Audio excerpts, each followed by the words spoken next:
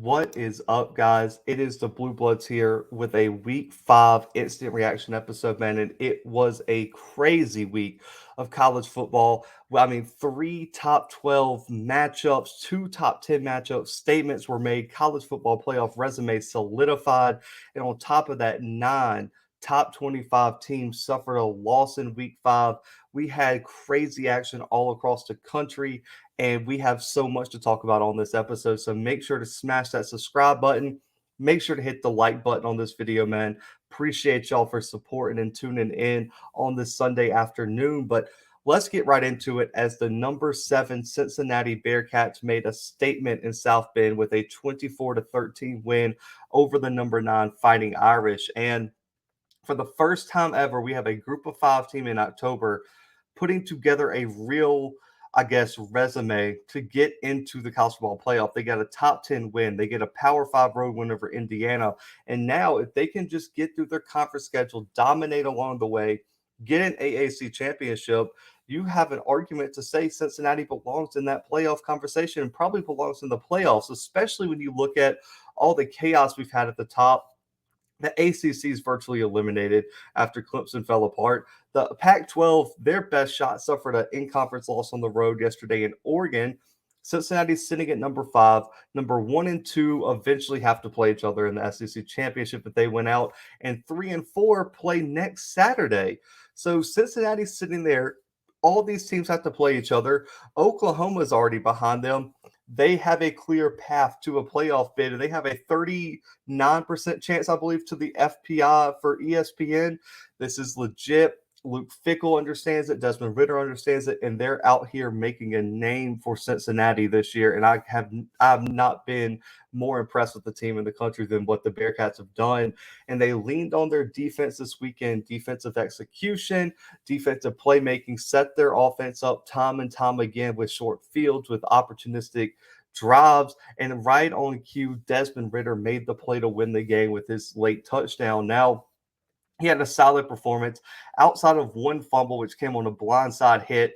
The offense had no turnovers other than that, stuck to the game plan. He had almost 300 yards passing, 2 passing touchdowns, and a rushing touchdown. And now, I don't know how people know this, Ritter is the winningest QB in the FBS right now for a quarterback with more than 10 starts. 34-5 and has a chance to do something special if the Bearcats can win out this year. Desmond Ritter is a winner. He showed that he's a legit quarterback, and that's what's really separated them from previous group of 5 teams making a run. Desmond Ritter's legit. He's still in that Heisman race because that Heisman race is wide open. We'll talk about that later. And since the Cincinnati Bearcats are legit and the defense doesn't get enough credit. I've been saying for 2 years on this show that secondary and that defense is elite. They have some special talent all across that defense. Ahmad Gardner, again, I said on the preview, he's the best corner in college football, in my opinion. And for me, he's still playing lights out. Got a huge interception in the red zone, shutting down sides of the field for the Bearcats. And the secondary overall, 9 pass breakups, 2 interceptions. They have Power 5 speed, Power 5 size, and they've shown it for multiple years in a row. And this is time to give them their respect. The defensive line, 14 pressures, 5 QB hits, 2 sacks, and they bothered the 3 Notre Dame quarterbacks who took snaps all game long. And on top of that, the front 7 stepped up, holding to Notre Dame to 84 rushing yards and only 3 yards to carry, and did not allow an explosive running play all game against 2 great running backs in Kyron Williams and Chris Tyree. Overall, for me, the Bearcats showed they have just as much talent as the rest of the Power 5, and now they've shown that move to the Big 12 in a few years is completely justified. This team's legit. This team's going to be a factor moving forward, and as long as they can get through that AAC schedule unscathed, we're going to have an interesting conversation come December. Now, Notre Dame. The only thing missing is their offense. Their defense played well enough to win this game at times. The QB issues are there. The running game's inconsistent, and the O-line has not lived up to the potential. The QB battle's the number one thing, though, for Brian Kelly to figure out. And also, Tommy Rees, at offensive coordinator, has to decide who gives this team the best chance to win. Jack Cohen's a little banged up. Tyler Buckner did not play very well. And Drew Pine has some potential, but he's still young and inexperienced. And on top of that, it doesn't help you have that problem along with Kyron Williams not really clicking like he did last year. He has to find a way to channel that 2020 version of himself, and 45 yards is not going to cut it if you want to beat the number 7 team in the country. The offensive line, though, is probably the number one thing I've noticed about Notre Dame that isn't there. They had four new starters to start the season, but they have to gel, man. You're getting into week 6 now. The time is now to go out and perform like I know a Notre Dame O-line can. No offensive lineman this weekend, guys, had above a 58 run blocking grade, which is a major problem moving forward. They are going to have to run the ball, especially with the uncertainty at quarterback. But overall, Cincinnati made a huge statement. It was a great game on NBC. Shout out to the Cincinnati fans for taking over that stadium. They didn't do it just as well as Georgia, but there was a lot of red in that stadium. They're supporting the Bearcats, and now we have a very, very interesting storyline to watch in the Group of Five as Cincinnati goes moving forward. It starts on ESPN on Friday night as they take on Temple, while Notre Dame next week has no time to rest and lick its wounds. A huge road test in Blacksburg against Virginia Tech comes next week. That is going to put all these flaws that we talked about from Notre Dame to the test. That defense is legit, but that offense is going to have to score next Saturday night if they want to bounce back from a tough loss to Cincinnati. Now we're getting into another top 10 matchup here, and this one wasn't even close. Georgia, number 2 in the country, beats Arkansas 37 to nothing, dominates, shuts out. I mean, you want to talk about a statement, pure domination, an absolute blowout. The Georgia Bulldogs put on one hell of a performance, and for me, it might have been one of the most impressive performances of the season. And for me, I thought that they had. I really think that they made an argument for being the best team in the country this weekend. They dominated the number 8 team in the country from kickoff until that clock hit zero, and the Razorbacks had zero answers for the Bulldogs on either side of the ball, and it was clear by the first quarter who the better team was. That front seven, man, fast, physical, dominant. That's the only word you need. And this defense, for me, is by far the best unit in the country. And they proved it again yesterday. Another shutout game. They're allowing less than 5 points per game this year, and that's with 2 top 10 matchups on their resume. They allowed only 9 first downs, 162 total yards, less than 2.5 yards per carry, and less than 5.5 yards per pass, and held the Razorbacks to 3 of 12 on third down. On top of that, 4 sacks. They spent all day in the Razorbacks backfield. And man, I want to give a shout out to those defensive linemen. They could not be blocked. And I don't think there are any offensive line country would have had an answer, but they lived in the backfield of the Razorbacks. They had zero shot of getting it. Arkansas has zero chance of winning that game because of how dominant that Georgia defensive line was. And on the other side, they had a backup quarterback in Stetson Bennett, only threw 13 passes, really wasn't a factor, but the O-line absolutely ate up Arkansas's front seven. The running back room, 4 different running backs had 10 or more carries, and they all performed outstanding. I think Kirby Smart put on a depth clinic and showed how well he's really recruiting up there in Athens. You look at James Cook, 12 for 87, averaging over 7 yards per carry. Zamir White, 16 for 68, 2 rushing touchdowns. Kenny McIntosh, 57 yards, 5.7 yards per carry. Milton, 12 for 48 and a rushing touchdown. A ridiculous 273 yards and 3 touchdowns on the ground while absolutely dominating the Razorbacks at the line of scrimmage. They had zero defensive answer for that run game.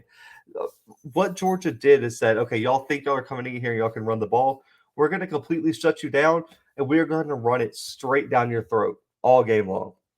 That's exactly what they did. I mean, it was never even close between the Razorbacks and the Bulldogs. And when this Bulldogs team can get healthy, this team could be extremely scary. I mean, Karis Jackson, George Pickens, JT Daniels, Tyke Smith, Darnell Washington. I mean, you have so many people out for this Georgia team, and they're still doing this. It just shows how great this Georgia team really is. And for me, right now, I think you have a very, very solid argument if you're living in Athens right now about this Bulldogs team being the number 1 team in the country. Now, the Razorbacks, listen, you should not sell your stock on the Razorbacks if you're an Arkansas fan. Being on Georgia's level especially in Athens, is no reason to overlook what Sam Pittman has done with this team in such a short period. This is not going to be a doom and gloom show for Arkansas.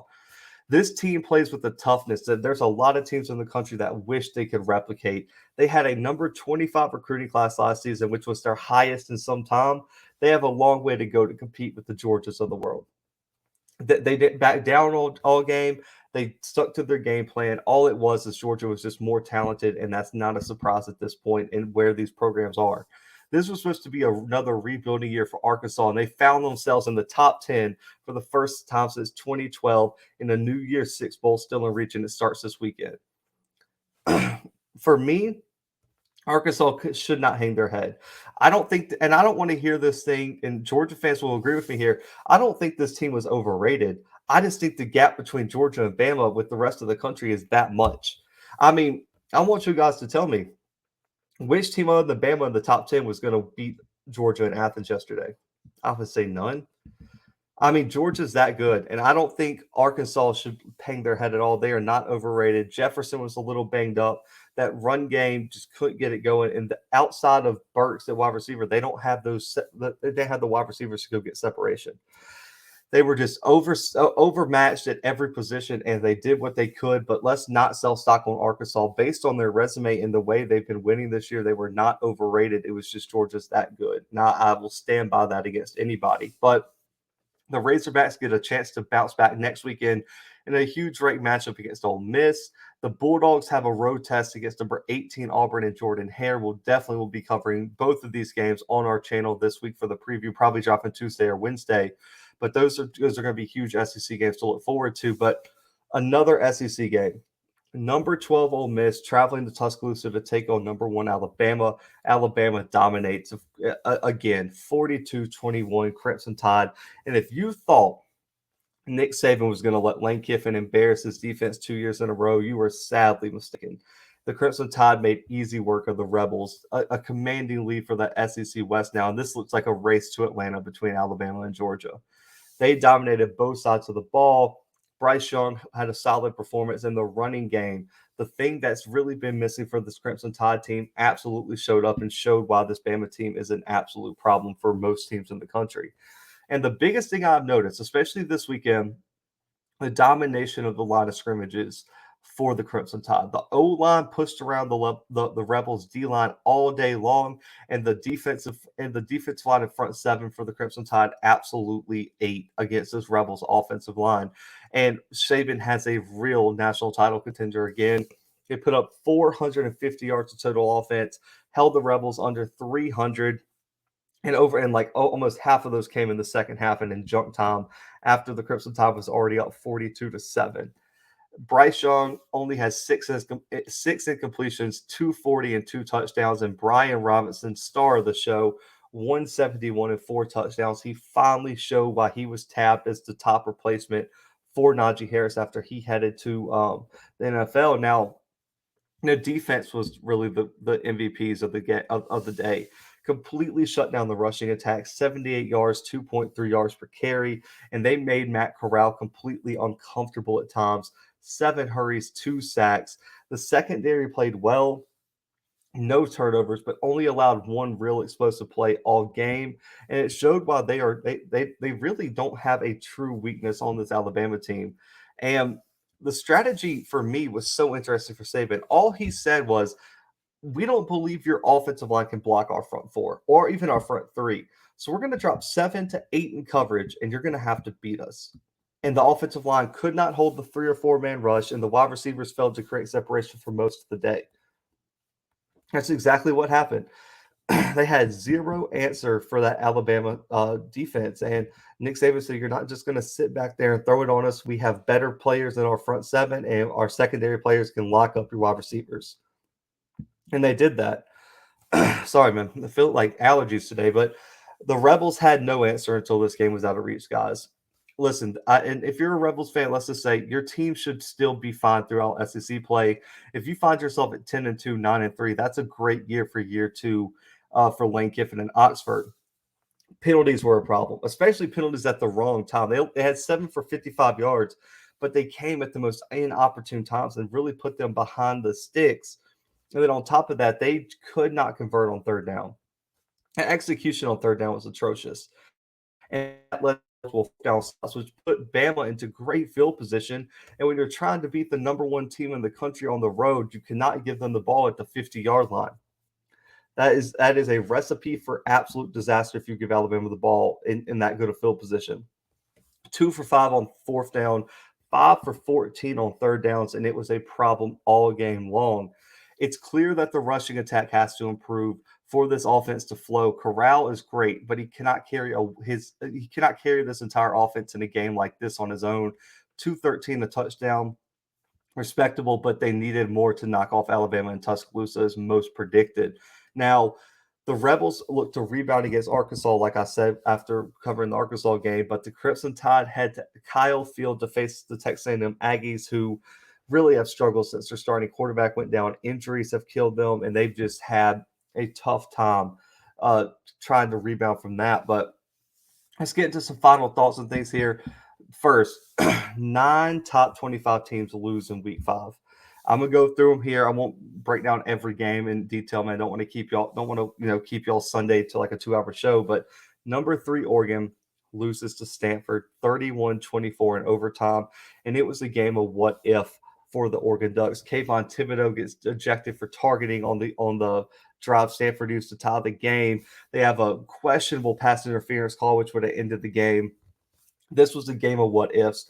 Mario Cristobal's team absolutely looked like they just overlooked Stanford early.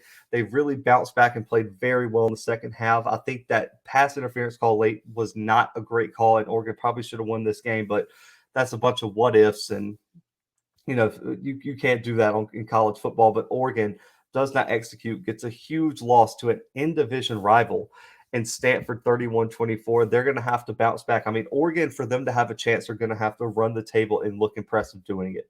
They only fell to number 8 today, but they have to be better, and they have to keep hoping Ohio State looks very good, because that win could propel them back in the conversation depending on what happens. Then, we got number 8 Arkansas losing to Georgia, number 9 Notre Dame losing to Cincinnati. We've covered those.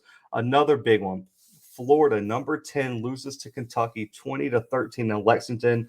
One of the first wins in a very long time for Kentucky over Florida in Lexington. And it was just, I can't even explain it, but Florida absolutely had chances to win this game. It was just a lack of execution in key moments. They drove the ball up and down the field. They had like over 100 more yards than Kentucky. But what happened was they could not execute in the red zone. They couldn't stop the run game down the stretch for Kentucky. I mean, Rodriguez and that offensive line for Kentucky absolutely dominated the Gators front seven. That game winning drive, I mean, they ran it straight down the Gators' throat all the way down the field. Will Levis did not have his best game, but man, Mark Stoops said, listen, I believe my front 5 can beat your front 4-3, and he just ran it right down their throats. It was an outstanding win for Kentucky. They jump into the top 20 now in this new AP poll. I picked Kentucky to finish second in the East this year, and a lot of Florida fans got on to me. It's looking real nice right now. I want to see more from Levis moving forward, but right now that run game and that defense have been playing lights out for Kentucky, so you have to give them props. Ole Miss loses to Alabama, of course, at number 12. Number 15, Texas A&M loses to Mississippi State. Guys, Will Rogers deserves his credit. Over 400 yards passing against a secondary who, going into the Arkansas game, was only allowing like 70 yards a game through the air. That secondary has a lot of talent. Mike Leach's air raid always has games here or there where they just shock teams with how well they throw the ball. They did it against NC State 2 weeks ago, in which they absolutely threw it all around the yard. 24-10 win for them there. They get a 26-22 win over A&M based on just throwing the ball all over the yard. A&M has an identity problem with Calzada at quarterback. When Haynes King, if he can come back, this team could be different. But right now, they are one-dimensional with just Spiller running the ball. They have talent, but they can't establish drives, and that defense just wears down over time, and I think it caught up with them this week. But the Bulldogs of Mississippi State get a huge upset over Texas A&M. And, my guy Brandon, who, he's been away for a little bit, always says you cannot never count out Hawaii in those late night games, especially, with just the vibes of the island and everything. And Hawaii pulls off a huge upset over Fresno State, who was number 18, 27-24. Jake Hayner was in the Heisman talk through 4 interceptions, man. It was just you can't turn the ball over 6 total times against anyone expect to win. Hawaii pulls off the huge upset, and Fresno State, after all that amazing work they've done, drops this game and drops out of the top 25, and that's probably a wrap on that storybook season for them. Then UCLA, number 20 in the country, loses to Arizona State 42-23. And this is the Arizona State I thought we were going to see, man. Herm Edwards has to get this team more consistent. They go out and look like they did against BYU, and they come out and finally look like the team that everyone thought they were going to be against UCLA.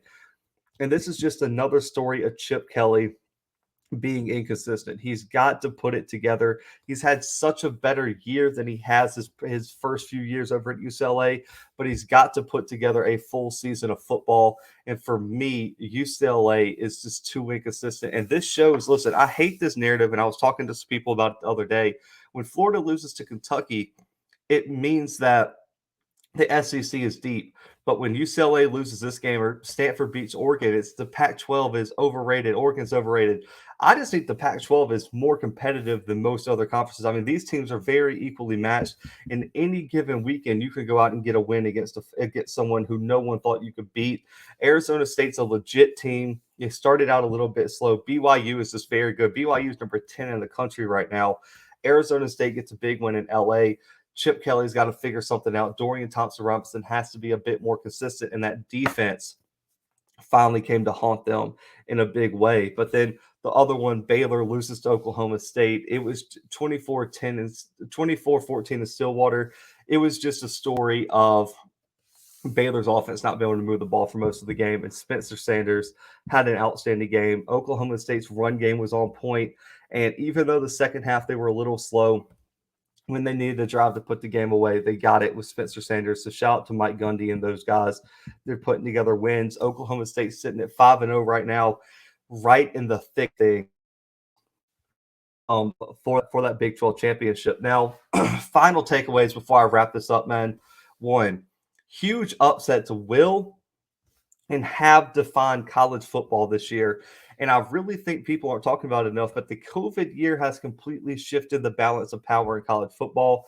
More of these group of five teams and lower power five teams and FCS teams have got a lot of transfers due to the one free transfer rule.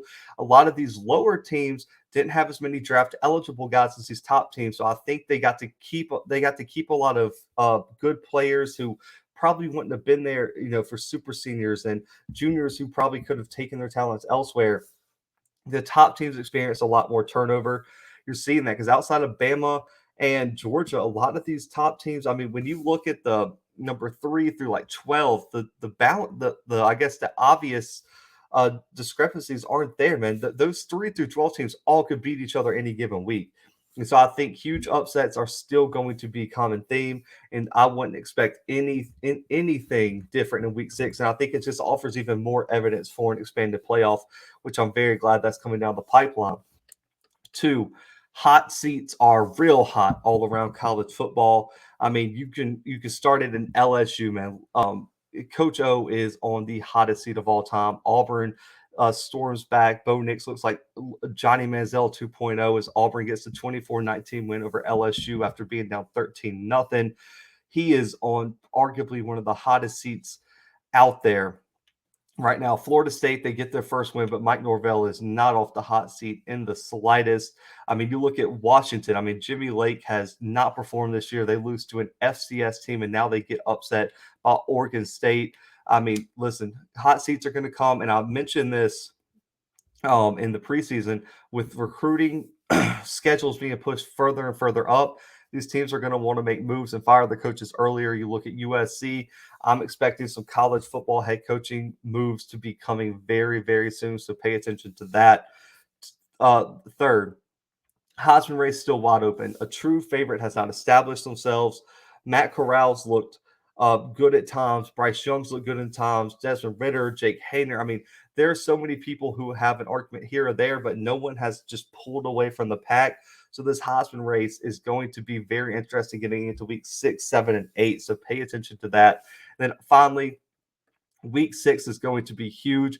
We have another giant group of matchups that could shake up the college football playoff race. Number 4, Penn State traveling to number 3, Iowa. Arkansas, number 13, traveling to 17, Ole Miss. Georgia, number 2 in the country, traveling to face number 18, Auburn and Jordan Hare. Number 6, Oklahoma. Number 21, Texas in the Red River Shootout. Number 14, Notre Dame going to Blacksburg to face Virginia Tech. Number 1, Alabama going to Kyle Field. Stanford going to number 22, Arizona State.